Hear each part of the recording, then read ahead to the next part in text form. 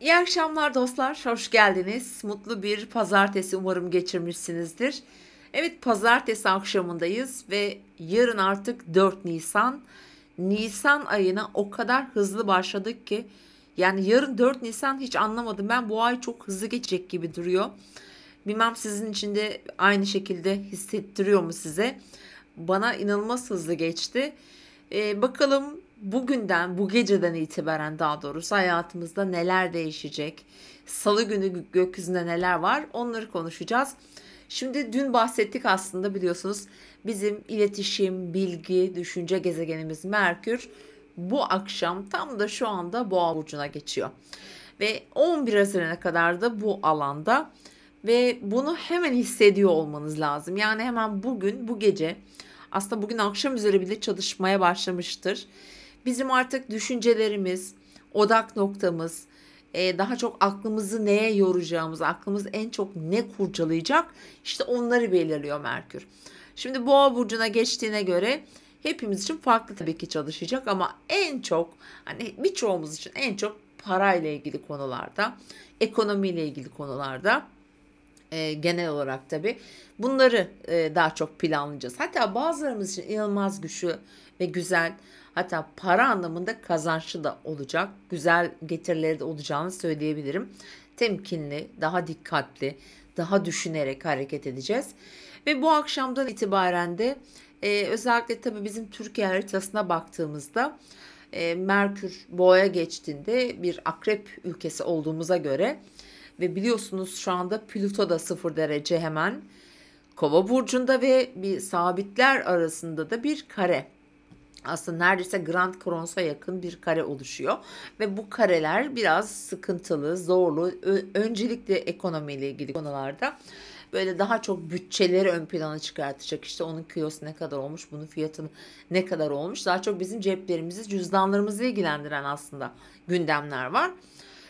Dolayısıyla da ta 11 Haziran'a kadar da süreceğine göre epey bir gündemimizi meşgul edecek gibi duruyor sevgili dostlar. İkinci olarak önemli tabii ki altısında şu da zaten 2 gün kalmış, 3 gün kaldı. Dolunayımız var Terazi burcunda ve şu anda o dolunayın etkilerini hepimiz eğer terazi ile koç aksınız neredeyse mutlaka hissediyorsunuzdur. Yani şu an çalışıyor. Hatta sadece dolunay değil 20'sinde yaşayacağımız güneş tutulması ve aynı zamanda yeni ay var ya işte onun da etkilerini yaşıyoruz. Yani şu an çünkü tutulmalar genellikle zaten bir ay önceden çalışmaya başladığı için zaten yarın 4 Nisan 20 Nisan'a şurada kalmış neredeyse 2 hafta 2,5 hafta. Dolayısıyla da onu da etkilerini yaşıyoruz. Yani bir de şunu fark edeceksiniz muhakkak. Biraz önce dediğim gibi Nisan'a çok hızlı girdik. Yani yarın 4 Nisan hiç anlamadım ben 4 gün nasıl geçtiğini. Ve şimdi altısında Terazi burcun 16 derecesindeki dolunayı yaşayacağız. Ve o kadar hızlı ilerleyecek ki.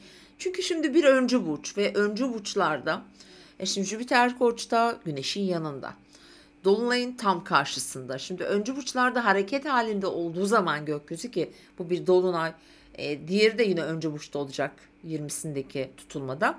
Çok hızlı ilerler her şey. O kadar hızlı ilerler ki öncelikle bu dolunay tabii bizim için önemli yakın zamanda olduğu için.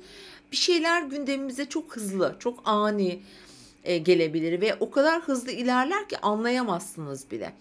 Ve bunlar biraz büyüteç etkisinde olacak. Şimdi zaten hani dolunayın amacı ne? Dolunay tam ayın dolduğu zamandır, ışığın tam göründüğü zaman ve eğer belirsizlik neredeyse, nerede doğuyorsa oraya ışık tutar.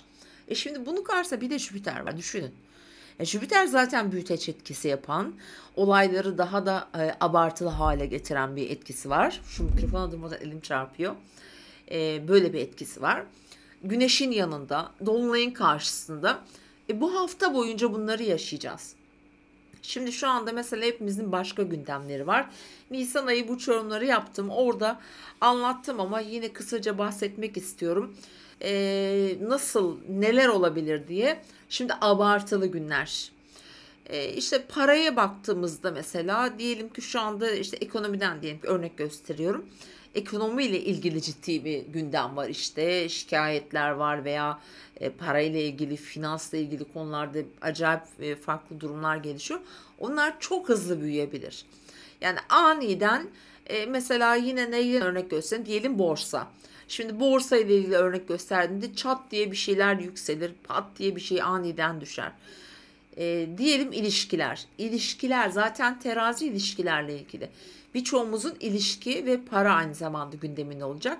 İlişkilerde de çok ani virajlara geleceğimizi söyleyebilirim. Çünkü zaten 20'sine doğru yaklaşıyoruz. Merkür de retroya doğru yaklaşacağına göre enteresan bir ilişkiler sürecine girdik gerçekten.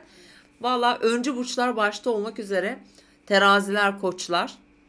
Ondan sonra tabii oğlaklar da yine etki alıyor ama oralarda gezegenleriniz varsa hani oğlak, yengeç, oralar da tabii ki etki alacaktır. Enteresan, çok hızlı bir zaman dilimindeyiz arkadaşlar. Şimdi 11 Haziran'a kadar bakın, Merkür burada Boğa burcunda ve yine 11 Haziran'a kadar Plüto da Kova burcunda. Yani ve 11 Haziran'da ikisi de burç değiştirecek. Plüto o kısa 3 aylık Kova seyahatini bırakacak. Merkür de Boğa seyahatini bırakacak. Dolayısıyla bu arada Plüto Oğlak burcuna ilerleyecek tabii. Boğadan sonra da İkizler burcuna geçecek bir Merkür olacak. Yani hem sabit grup burçların bu kadar güçlü olduğu zamanlarda aslında şunu söyleyebilirim tek kelimeyle. Değişim, değişim, değişim. Bir yenilik. Sabit grup burçlar bir değişimi işaret eder. Bu değişime de biz hepimiz direniriz. Herkes için, bütün dünya için de böyledir bu. Yenilikler ki sabit grup burçlarda olduğu zaman zaten bizim için dönüşümün en zor olduğu alanlardır burası. Ve dönüşüm de biraz stresli olduğu zaman, her zaman, yani bir doğum düşünün. Yeni bir, hani anne dünyaya bir çocuk getiriyor. Yani bu bir sancılı bir durumdur. Kolay bir durum değildir. Hani böyle baktığımızda ve bizim hayatımız içinde gerçekten çok önemli değişim ve dönüşümler var arkadaşlar. Bakalım neler olacak. Şimdi Salı gününe bakalım. Salı günü neler var? Ay bu arada Başak Burcu'nda ilerleyecek hala tabii ki bugün de. Fakat saat 16.48'de Ay boşluğa giriyor. Gece saat 12.50'den yani saat 1'e kadar hemen hemen, yani öğleden sonra tüm gün boşlukta diyeyim ben size. O yüzden bugün işlerimizi bu 15.48'e kadar, aslında 16.48'e kadar pardon, bitirmeye, tamamlamaya çalışırsanız daha iyi, daha mantıklı sonuçlar olur. O saatten sonra ne olur derseniz eğer, aslında serbest gün diyebilirim. Serbesttir çünkü çok bir şeye odaklanamayız ya. Bir şeyler boşlukta kalır. Eğer çok da büyük bir işiniz, planınız, programınız da yoksa, hani genel rutin, işte işiniz, gücünüz, detaylarla ilgilenmek, genel temizlik yapmak, hani bu herkes için geçerli. Gayet de güzeldir. Şimdi günün açılarına geldiğimde bugün sabah bakıyoruz arkadaşlar. Ay Venüs'e, aman Allah'ım, güzel bir açısı var. Bakın bu sabah saat 8'den 10'a kadar geçerli. Hatta bizim güzel saatlerimiz arasında da hemen onu da söyleyeyim. Mesela 8.46-9.50 arası çok güzel. Çok güzel bir saat. Bugün sabahın bu ilk saatlerini eğer ben bunu değerlendirmek istiyorum derseniz bence kullanın. İster ilişkinizde, ister finansla ilgili konularda, isterseniz çalıştığınız yerle ilgili önemli bir konunuz var, bir şeyleri birilerine açmanız, duyurmanız lazım. Bu saat mesela harika. Evet, ondan sonra başka son açısı ayın saat tam olarak 16.49'da Neptün'le karşıtlık yapacak ve zaten boşluğa giriyor saatten sonra. Şimdi bu öğleden sonraki, yani öğleye yakın saatlerde Ay Neptün karşıtlıkları biraz aklımızı karıştırabilir. Böyle kafamızı karıştıracak, zihnimizi dağıtacak, dikkatimizi daha doğrusu başka yönlere çekecek durumlarla karşılaşabiliriz. O yüzden yani böyle biraz önemli kararlar falan verecekseniz böyle yalnız başınıza vermeyin. Bir danışın, bir sorun ya da bir bekleyin. Çünkü bu gece, yani 4'ünden sonra 5'ine geçtiğimizde Ay Terazi burcuna geçecek. Yani demek oluyor ki bir sonraki günü bekleyin diyebilirim sevgili dostlar. Zaten ay terazi burcuna geçince de zaten dolunay fazına doğru ilerliyor olacağı için daha dengeli olabilir ki. Zaten gerçekten ilişkilerde inanılmaz çılgınlıklar yapacak bazılarımız. Bazılarımız aniden evlenmeye kalkacak gerçekten. Ki öncelikle bunlar terazi, koç, yengeç, oğlak aksında olabileceğini düşünüyorum. Oralarda işte bekar olanlar, oralarda gezegenleri olanlar, Venüs'ü, Satürn'ü bunu gerçekten her an yapabilirler. Çok enteresan. Zaten 20'sinde de 29 derecede bir tane tutulma olduğuna göre hayatımızın çok böyle keskin virajlarla başka yönlere gittiği günlerdeyiz. Yani kadersel günler kapımızda. Şimdi Merkür Retrosu'nun da yaklaştığını düşününce bugün hep onu düşündüm aslında. Merkür Retroları. Şimdi bu retro birçok burca iyi gelecek. Yani toprak element, yani boğa burcundaki bir şeyleri düzeltmek için fırsatlar, çok fırsat verecek gerçekten. Ki bu en çok ilişkilerle ilgili olacak arkadaşlar. Bir de bir kısım burçlar biraz böyle sağlıkla ilgili, ki özellikle boğalar için bunu söyleyebilirim. Boğa, akrep eğer sağlık sorunları varsa yine bu Merkür Retrosu döneminde onlara da iyi gelecek bu. Ama bu Merkür Boğa 11 Haziran'a kadar ak koyun, kara koyun nedir onu belli edecek, yani ortaya çıkartacaktır değerli dostlar. Bir de şu da var. Ayın 7'sinden sonra Venüs de ikizlere geçecek. İşte o zaman aslında daha da böyle net bir şeylerin ortaya çıkacağını söyleyebilirim. Şimdi bugünün güzel saatlerini devam edeyim söyleyeyim. Demin söyledim ama bir daha tekrar edeyim. 8.46 9.50. Bu çok güzel bir saat. 16-11 17-14 ay boşlukta olacak. Başak Burcu'nda. Bu sağlıkla ilgili bir takım taramalar, kontroller vesaire güzel haberler alınabilir bu arada.